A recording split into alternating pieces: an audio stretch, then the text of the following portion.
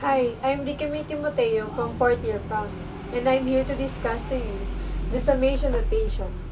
Summation notation is a mathematical formula required the addition of many variables.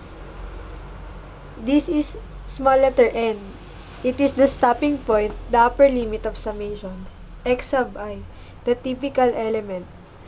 Small letter I, it is the index of summation. Number 1, starting point, the lower limit of summation. And this sign is the summation sign or the sigma notation. It is a convenient and simple form of shorthand used to give a concise expression for a sum of the values of a variable. I have here an example. Summation of x sub 1, I is equals to 1 and 10. 10 as the stopping point. This expression means the sum of the values of x starting at x sub 1 and ending with x sub 10. Example problems. Number 1. Data. I is 1, 2, 3, 4. X sub I is 1, 2, 3, 4. Find summation of x sub I raised to 4 where the I is 1. To solve this, summation of x sub 1 raised to 4 where I is 1. It is equals to x sub 1 plus x sub 2 plus x sub 3 plus x sub 4 equals to x sub 1 is 1 plus x sub 2 is 2 plus x sub 3 is 3 and x sub 4 is 4 equals to 10. That's it. Example number 2. Data. I is 1, 2, 3. X sub I is negative 1, 3, and 7.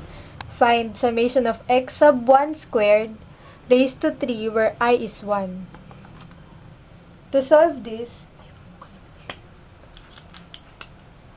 write the equation summation of x sub 1 squared raised to 3 where I is equal to 1.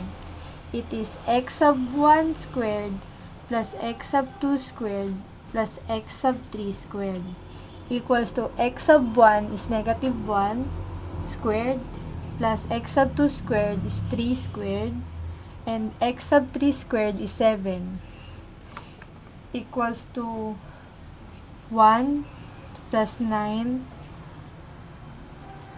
plus 49 equals to 1 plus 9, 10 plus 49 is 59.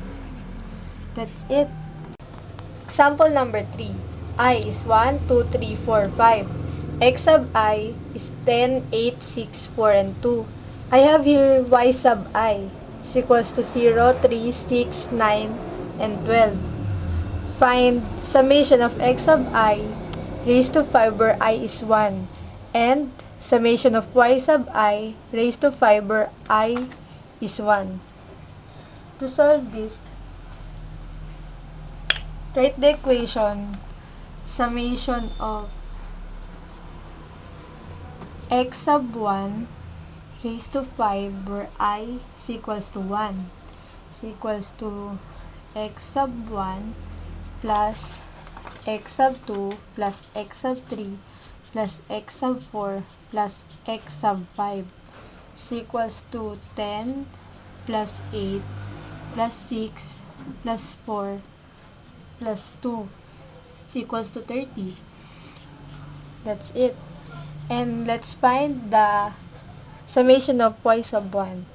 Summation of y sub 1 raised to 5 where I is 1 is equals to y sub 1 plus y sub 2 plus y sub 3 plus y sub 4 plus y sub 5 is equals to 0 plus 3 plus 6 plus 9 plus 12 is equals to 30.